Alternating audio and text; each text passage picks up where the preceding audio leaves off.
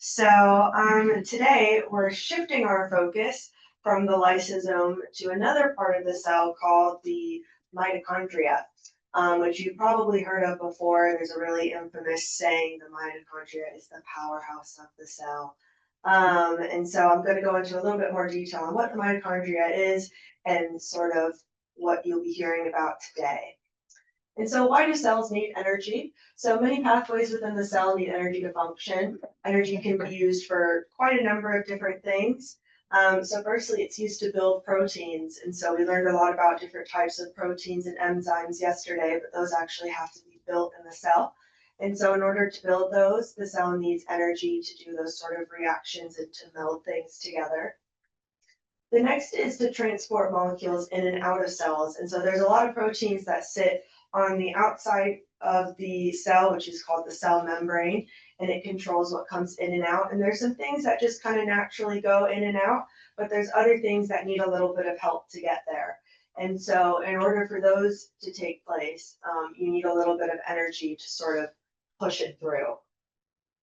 And then lastly, well, this isn't lastly, it's used for a lot more than just this, but perhaps relevant to yesterday is it's also used to break down cellular waste. So as I mentioned, in order to break things down, reactions have to take place, so little chemical reactions, and a lot of those reactions need a bit of energy to get going. And so the cell will use energy to do so. Well, what is cell energy? So it is something called adenosine triphosphate, or ATP. This is a special kind of molecule. You can think of it like a currency within the cell. And so different pathways need different amounts of this currency to operate. So I've made a little analogy, which I've been informed that the EU does not use tolls as much as we do. But you can kind of think of it like going through a toll booth if we're talking in the context of moving things in and out of the cell. So in order to get through a toll, you have to pay a certain amount of money. And similarly, in order for potassium in this instance to get into the cell, you need to use a bit of energy to get there. So you can kind of think of it like paying your way through. So how do cells exactly get that energy? Well, there's the mitochondria, which is blocking a part of the text because the font did not come over. And so the mitochondria are the powerhouse or the battery packs of the cell, so they can be recharged in the sense similar to how batteries can. They provide the cell with most of the energy that it needs to function, and the way that they produce this energy is through a series of reactions, both outside and inside the mitochondria. So I will not bore you with what all of those reactions are. There's a little diagram that kind of goes through the three major ones, but this process is called cellular respiration. And so very famously, you might recall from, high school biology, this involves the mitochondria taking in things like oxygen and sugar, and then sort of the products that come out of it besides energy are things like carbon dioxide and water. And so that's kind of the way that they make the energy. But as we know in Parkinson's, nothing seems to work the way that it should. And so you get something called mitochondrial dysfunction. And so we often see that there's issues with this energy production in the cell, and we refer to this as mitochondrial dysfunction. So we know that buildups of dysfunctional mitochondria are thought to contribute to neuron loss, so the death of those neurons in Parkinson's. And why would that be a bad thing? So firstly, valuable cell resources are being used by mitochondria who can't produce energy efficiently. So as mitochondria age and get older, they might not be as efficient as they once were. Additionally, if they were damaged, they might not be doing everything that they need to do. And so if they're not being able to produce that energy efficiently, you're sort of losing stock. You're using up things for something that's not paying out. So if you were to invest in the stock market, for instance, and you invested a lot of money in it and then they just blew it and it's gone, that's kind of the same thing. You're investing a lot in something that's not paying out the way that it should. Another reason why we might not want a buildup of dysfunctional mitochondria is you'll get an excess output of harmful byproducts like reactive oxygen species, which leads to cell stress. So you might recall from yesterday, we very briefly touched on what reactive oxygen species are. but these are a byproduct of energy production. So a byproduct of those reactions in the cell. They tend to get a higher production of those with dysfunctional mitochondria, which isn't great if the cell is already struggling to get rid of those. And so you sort of get a sort of pollution in the cell. There's too much of it, and it can inevitably lead to damage of other parts of the cell. And then lastly, damaged mitochondria can also initiate cell death pathways, which might lead to premature cell death. So I think I briefly touched on this yesterday as well, but mitochondria actually have this funny little thing where if the membrane of it gets disrupted, it can release these little molecules or capsaces, which trigger a cell death pathway, which cannot be overturned once it starts. And so that can lead to premature cell death. So before the cell is ready to go, it kind of gives up. And so we obviously don't want that if we're trying to rescue neurons. So how exactly are mitochondria becoming dysfunctional? It doesn't just happen in the blink of an eye. So like many things, they become less efficient over time. The cell needs to regularly replace old mitochondria. So as they age, they can't produce as much ATP and often increase the production of toxic byproducts like reactive oxygen species. And this eventually leads to something called oxidative stress. And so it's similar to when waste builds up in the cell. ROS is a type of waste, and the cell freaks out if it can't get rid of all of it. They can also be damaged then by molecules like ROS and things like alpha-synuclein. And so ROS can actually disrupt that mitochondrial membrane and things and lead to those sort of pathways. Additionally, there's a lot of research being looked at how, because we know that a lot of things go wrong in the cell, but a lot of those things overlap with one another and they influence one another. And so there's some evidence to suggest that alpha-synuclein can sort of attach itself to mitochondria. There's also evidence that it interrupts the transport of things into the mitochondria. So just a rather problematic guy. And then we also know that there's some genetic variations that can contribute to mitochondria dysfunction, particularly in the recycling system for it. So you may have heard of the PINK1 Parkin genes. This is a genetic variation. And so basically what those two genes are in charge of, or those two proteins that those genes code for, are in charge of sort of tagging the mitochondria when it needs to be recycled. But when you have that genetic variation, that tagging process is disrupted.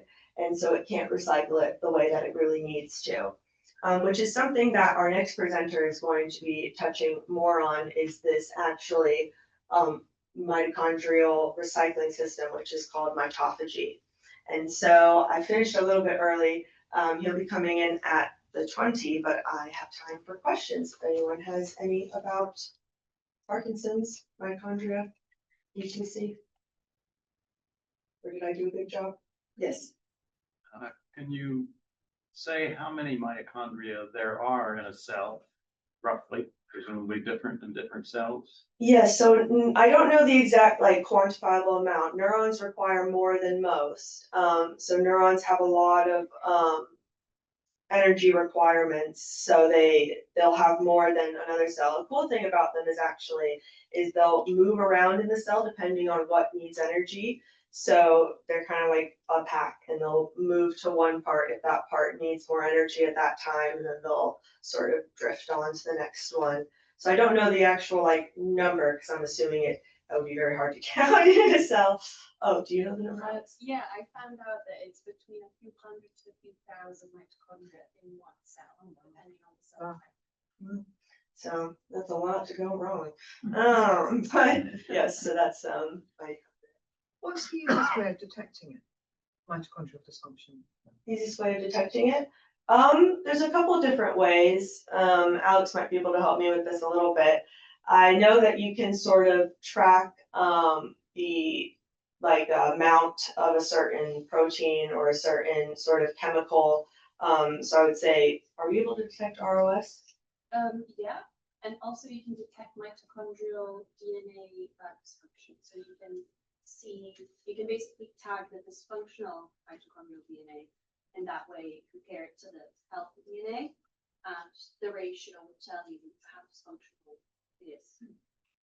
For context, mitochondria actually have their own DNA in there. And so I won't get into the evolutionary history of that, but it actually comes from your mother. So your mitochondrial DNA is from your mom. So is this only a problem for people with Parkinson's, or does mitochondrial dysfunction associated with other diseases?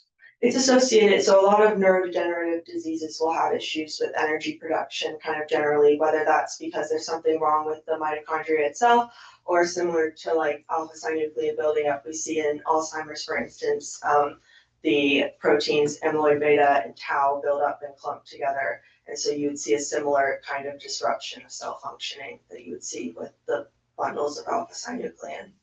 And that's happening throughout the body. It's not just in the brain. Yes. Yeah. Not in the back. But mostly the brain. There is some evidence to suggest that mitochondrial dysfunction happens in other places. So like the gut, for example, or generally in other cells. Any other queries? It can be broader than mitochondria if you have any other. Can imaging help you detect mitochondria? I believe the UDCA study had a Yeah. imaging thing. I don't remember the exact name of It the was neurofilament light, wasn't it? neurofilament light chain. Yeah. Yeah. So for context, we funded a phase 2 clinical trial of I'm not gonna bother saying the name because I don't remember it. It's called UDCA. It's a drug used to treat a very rare form of liver disease, and it was found to be able to improve mitochondrial function. And so they tried it in a phase 2 trial, which they did find to be safe and effective. And they used brain scans looking at neurofilament light chain in order to see whether energy production had improved in the individuals taking UDCA. And they did see some signs of that, but because it was a phase 2 study and that was not the primary objective, it's kind of exploratory results, which would be then examined in a larger phase 3 trial. Yes. If I can go back to a comment you made yesterday that Yeah. I think I'm just curious about, I guess. You referenced the lack of dopamine as a contributing factor to ADHD. Mhm. Is that also linked to mitochondrial dysfunction? So ADHD is kind of different from Parkinson's in the sense that it's more of a growing and developmental issue, and it's in a different part of the brain. And so you see I don't remember the exact names of those brain areas. It's the frontal lobe, and that, yeah, it doesn't quite develop the way that it should. And so the neurons aren't quite, either you don't have enough of them or it's not doing what it should. But they're kind of, you're not seeing a death of neurons in ADHD, whereas in Parkinson's, that lack of dopamine is because of the death of neurons, basically. They have tried some ADHD drugs for Parkinson's, but they haven't seen, there was one that they saw a little bit of signs of, but not too terribly, because they're very general drugs, so they affect everything in the brain. It's just that a certain type of neuron is more likely to pick them up than others. Any other queries? No? All right.